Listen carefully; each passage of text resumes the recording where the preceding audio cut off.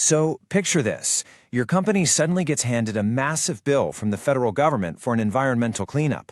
Out of nowhere, you're officially on the hook for dealing with toxic waste, and the costs are just ticking up and up. It sounds like a total corporate nightmare, right?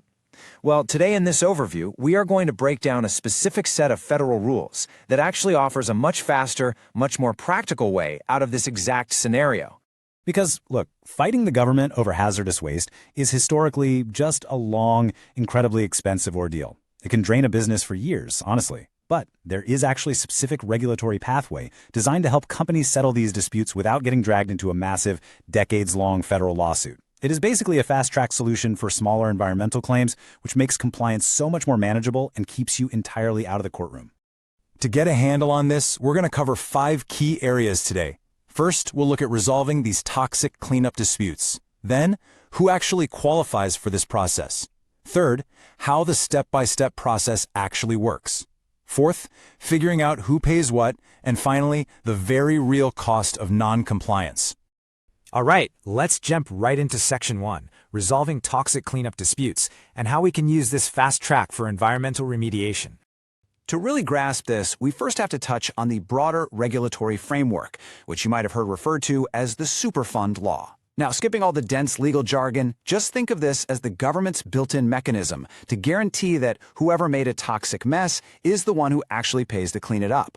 The environmental agency will step in, fix the immediate hazard, and then, as you might expect, they come looking for reimbursement for all that work.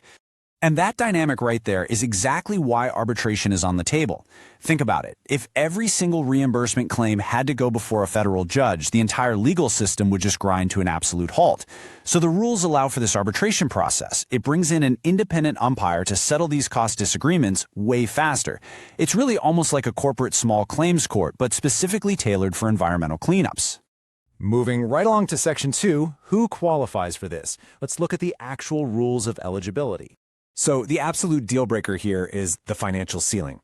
To even qualify for this fast track, the absolute limit for the government's past and projected cleanup costs cannot exceed $500,000, period.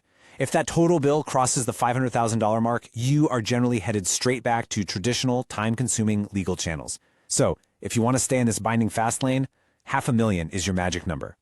Plus, it's really important to know that this whole process is entirely voluntary right out of the gate. The environmental agency can't force your company to do it, and you can't force them either. Both sides have to officially agree and literally submit a joint request to an independent umpire. Also, this only applies to very specific response costs, meaning just the direct out-of-pocket expenses for actually fixing the hazardous site, keeping everything neatly under that strict financial cap. Now, you're going to hear the term responsible party a lot. This simply means any individual or business the government has officially tagged as being legally on the hook for the mess. If you find yourself labeled as that party, saying yes to arbitration is a really fantastic strategic tool. It helps your organization avoid astronomical legal fees and lets you settle the tab predictably, without dragging your company's brand through years of messy public litigation. Let's transition into Section 3, how the process works, and break down this step-by-step arbitration. The procedural journey here is highly structured, and it moves fast. It goes directly from submitting that joint request we just talked about, straight to picking your arbitrator from a pre-approved national panel. From there, you have a pre-hearing conference to get all your evidence organized, followed by the formal arbitral hearing itself. Then, just like that, you get a binding final decision. It's incredibly linear, efficient, and heavily driven by hard deadlines.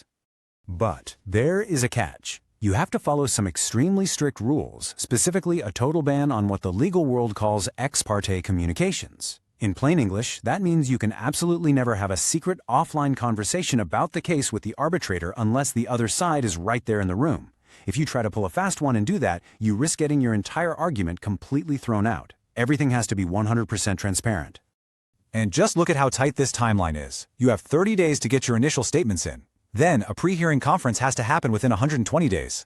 After that conference, the actual hearing kicks off in just 45 days. Finally, a proposed decision drops 45 days after the hearing wraps up. This aggressive schedule forces a rapid resolution, which really proves this pathway is intentionally built to save you huge amounts of time compared to a standard lawsuit, where just gathering documents can take literally years. All right, Section 4, figuring out who pays. Let's talk about allocating the cleanup bill. If several different businesses all contributed to a toxic site, it's the arbitrator's job to split the bill, and they look at a really fascinating mix of factors to do it. They're going to evaluate the actual volume of waste each company dumped, just how dangerous or toxic those specific materials were, and interestingly, even each company's financial ability to pay the bill. The whole goal is to create a fair, logical allocation based on your actual impact and your corporate reality. Now, there is a major caveat here. If the environmental harm is totally impossible to divide up neatly, say a bunch of chemicals all mixed together into a sludge and no one can figure out whose is whose, a single responsible party might actually be forced to foot the entire bill. This is known in legal circles as joint and several liability. Basically, if you contributed even a little bit to a completely indivisible mess, you can be held 100% accountable for the whole cleanup. Rough, but true. But don't worry, this isn't just a rubber stamping process for the government. The arbitrator actually acts as a really vital check on the federal agency. Yes, they figure out who is liable, but they also heavily scrutinize the costs. If the agency used wildly expensive or just clearly excessive methods to clean up the site, the arbitrator has the power to dial that dollar amount way down. They make sure standard procurement rules were actually followed so your company isn't getting price gouged for the government's work. Finally, we arrive at Section 5, the cost of noncompliance. Let's look at what happens when you ignore the decision. The contrast here is incredibly stark. On one hand, settling the claim and just paying the award gives your company massive peace of mind. You get complete finality, and it actually legally protects you from other companies trying to sue you later down the road for that exact same cleanup. But on the flip side, ignoring the award, that instantly triggers severe federal enforcement, and you permanently lose your right to argue the underlying facts of the case ever again.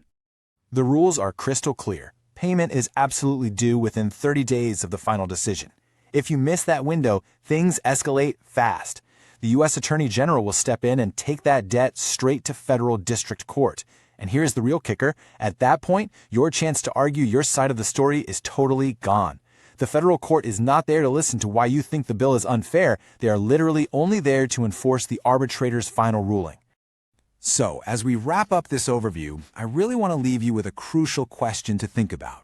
Is your organization fully prepared to navigate environmental compliance before it morphs into an unmanageable corporate liability?